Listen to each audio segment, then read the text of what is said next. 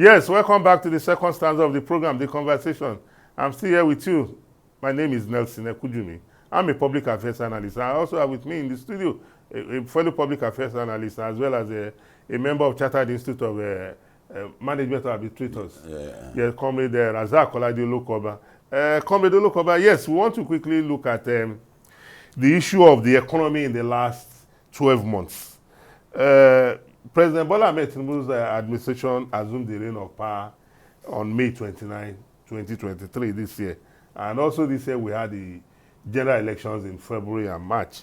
And due to the removal of fuel subsidy, which we all agreed has to go. Majority.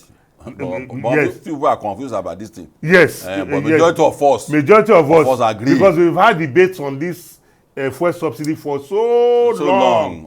And everybody agreed that no, it has to go. It has to go. And we all recognize that the previous administration of President Muhammadu Buhari, in making the 2023 budget, didn't make provision for fuel subsidy beyond May 30th. So President Bola Ahmed Tinubu, assuming the reins of power, implemented that policy, and we saw how the prices of goods and services skyrocketed. And all over the place, everybody's complaining, oh, things are, and it's a fact that, like we say in life, no pain, no gain. Where we are today is because of the sacrifices that has been made by people who came before us. So we must recognize that the policies being put in place, our role in the midst of these pains is to ensure that the gains is not lost, that the optimism to get the gains is with us, to educate ourselves, to recognize that the price of a bag of rice or a bag of garri will not be determined by President Bola Ahmed Tinubu or any government. It will be determined by the forces of demand and supply. That's correct.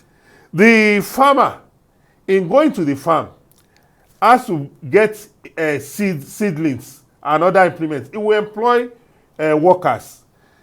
If when the bag of rice was 15,000 naira, in going to the farm now, so it's a chain of reaction. It's a chain of, so our people must understand this thing. Yeah, you see, when we find ourselves in this kind of situation where majority of the people and government don't agree, you ask yourself, what is the problem?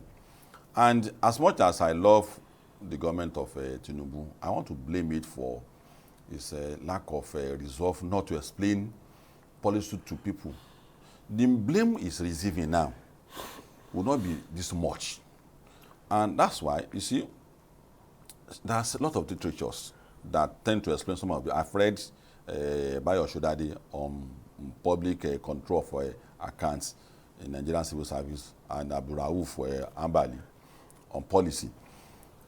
There should be graphic explanation. The moment the president emerges, people will listen, people will agree, people will not agree.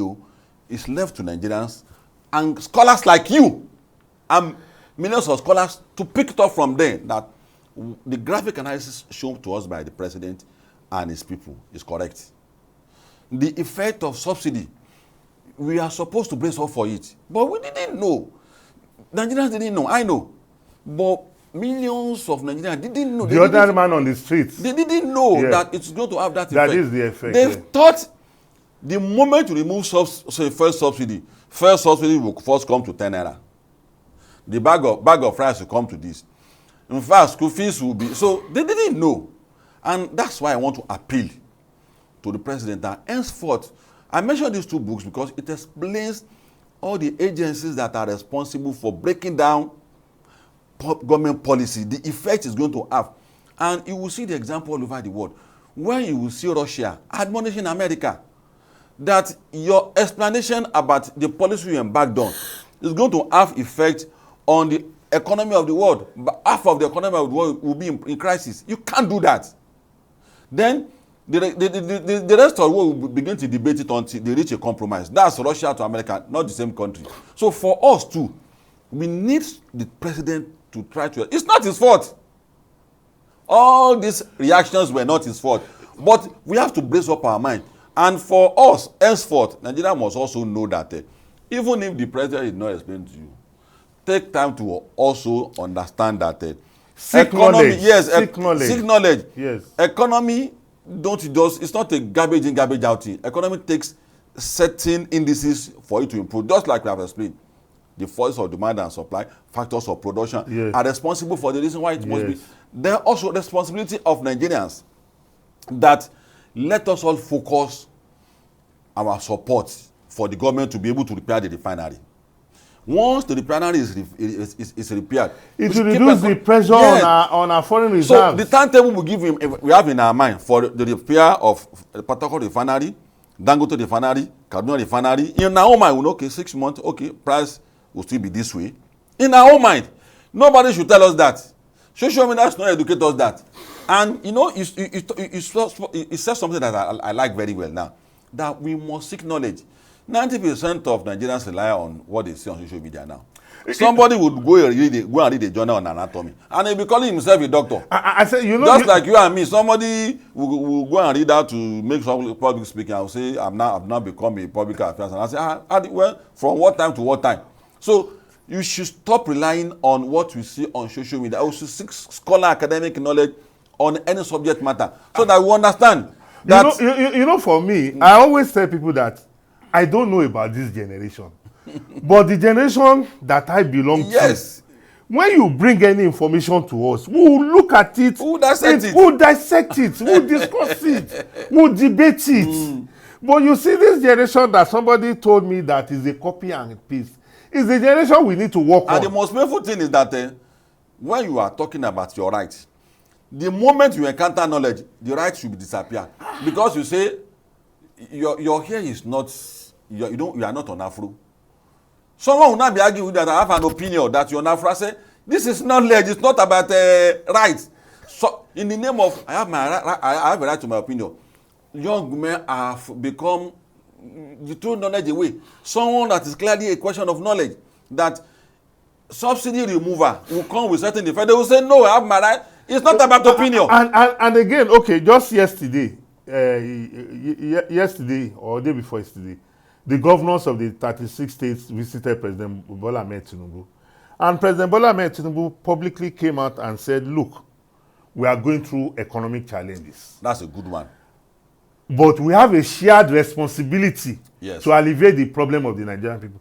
But sadly, when we are talking about price of goods and services, people run to pinpoint it to the federal government as if the state governments don't have a role to play, the local government don't have a role to play. As if the manufacturers don't have a role to play. Yes, because as if labor don't have a role to play. When government removes subsidy, what it translates to is that money that has been saved, when the federal allocation committee, it will trickle down. It will trickle down. The federal government will take its own share according to the constitution section parameters. Yes, the federal government will take its own, state government will take its own, local government will take their own. So when we are talking about a better Nigeria is about all of us. Yes, so it's not only about federal government, it's not only about Tinubu. It's about what is my local government chairman doing. And that is what you want our president to do more. What he has said, coming from the president, if it is coming from you, it's analytical. But if it's coming from the government, it becomes a policy statement that go and get it right. Henceforth, I will not take a bullet for the state government and local government again. You have a role to play. Absolutely. And that's a marching order. Yes. On all issues, that's what we need the public office holder to be doing. You break down your policies. Tell them that subsidy is gone. But the effect, I'm not going to be the one that will pay the price for it too.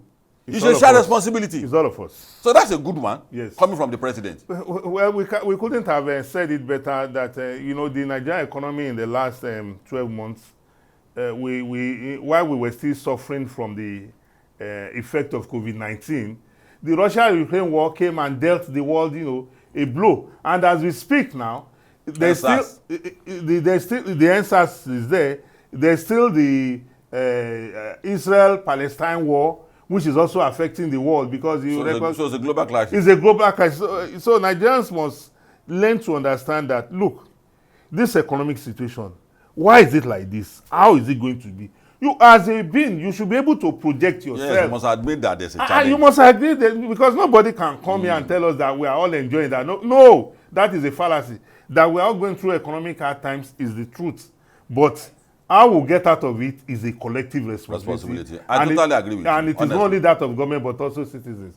So that is where we want to call it a day on this program, the conversation for today.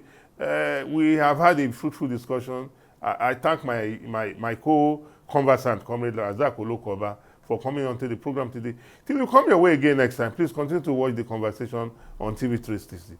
Thank you. Happy New Year in advance. Thank you. Bye-bye.